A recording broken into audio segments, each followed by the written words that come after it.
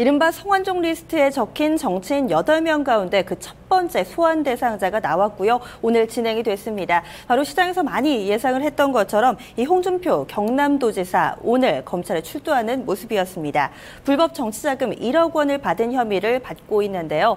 현재까지도 치열한 이 조사가 펼쳐지고 있다고 합니다. 자세한 내용은 취재기자와 함께 이야기해 보겠습니다. 법조팀 최기철 기자 함께합니다.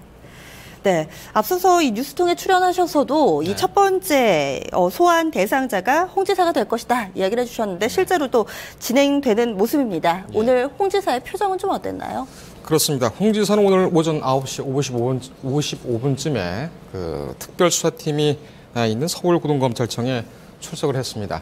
여유롭게 미소를 좀 띠긴 했지만은 역시 당국과 당황감을 감추지를 못했습니다. 우선 성 전 회장으로부터 1억 원을 받았느냐는 취재진의 질문에는 구체적인 언급을 피하면서 이런 일로 국민 여러분께 심려를 끼쳐 송구하다. 오늘 검찰에 소명하러 나왔다 이렇게 말을 했습니다. 또 돈을 건넨 것으로 지목된 윤승모 전 경남기업 부사장에 대해서 회유를 했느냐는 그런 질문에 대해서는 없다고 부인을 했습니다. 이어서 취재진의 질문이 계속 이어졌지만 홍 지사는 여기까지만 말하고 바로 조사실로 향했습니다. 네, 오늘 오전에 한 10시쯤에 출석을 한 걸로 알려져 있는데 지금 이 시간까지도 좀 조사가 이루어졌다고 하는데요. 네. 어떻게 진행이 되고 있는 건가요? 일단 지금 조사는 좀 여유롭게 진행이 되고 순탄하게 지금 진행이 되고 있습니다. 서울고검 12층에 마련된 특별조사팀 조사실 1208호에서 진행되고 있는데요.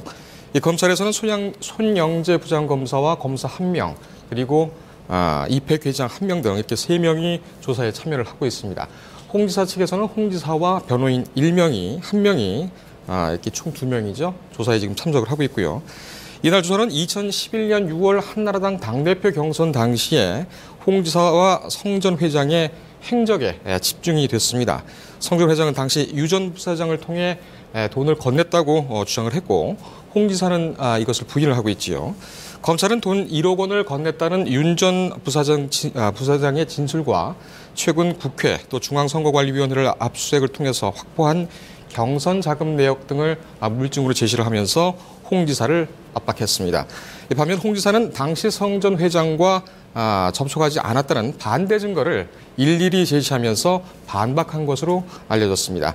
검찰 관계자 말을 들어보면 이날 홍 지사는 상당히 많은 양의 반박 자료를 검찰에 제출했습니다. 또 검찰과 홍 지사는 윤 전 부사장에 대해서 홍 지사 측에서 회유를 하지 않았느냐, 회유가 있지 않았느냐 이런 의혹에 대해서도 상당히 좀 격하게 공방을 벌인 것으로 알려졌습니다. 현재 조사에서도 굉장히 좀 적극적으로 소명하고 있는 것 같습니다. 그리고 앞서서도 다른 인물들과는 다르게 자신의 결백을 좀 여러 차례 주장을 하고 나섰었는데요. 최근에는 또 법리적인 문제점까지도 본인이 아무래도 검사 출신이다 보니까 이쪽이 밝겠죠. 좀 여러 가지 지적을 하기도 했는데 어떤 부분들이 쟁점이 되고 있나요? 네, 그렇습니다. 이 홍준표 지사 같은 경우에는 그 슬롯머신 사건을 수사를 하면서 육공 시절에 황태자로 군림을 했던 박철원 의원을 법정에 세운 특수부 검사 출신이죠. 상당히 법리에 또 밝은 것으로 알려져 있고 이거 외에도 노량진 수산시장 경영권 강탈 사건을 수사를 해서 전두환 전 대통령의 큰형을 구속 기소하기도 했습니다. 부정부패 사건이 상당히 좀 강한 면을 좀 보이고 있지요. 이렇게 그 검사 출신, 특히 그 반부패에 강한 검사 출신답게 이번 사건에서 검찰이 가진 약점을 조목조목 반박을 해왔습니다. 그 중에 하나가 전문 증거라는 것인데 이 전문 증거는 간단히 말하면 사건 당사자가 아닌 사람이 당사자로부터 사건에 대한 내용을 듣고 법정에서 진술하는 그런 진술 증거를 말을 합니다. 이 전달자를 거쳐서 나오는 것이기 때문에 상대편이 반대 진술로 다툴 수가 없고 또 전달 과정에서 와전이 될 가능성이 높기 때문에 증거로 채택하지 않는 것이 원래 법상으로 또 원칙입니다.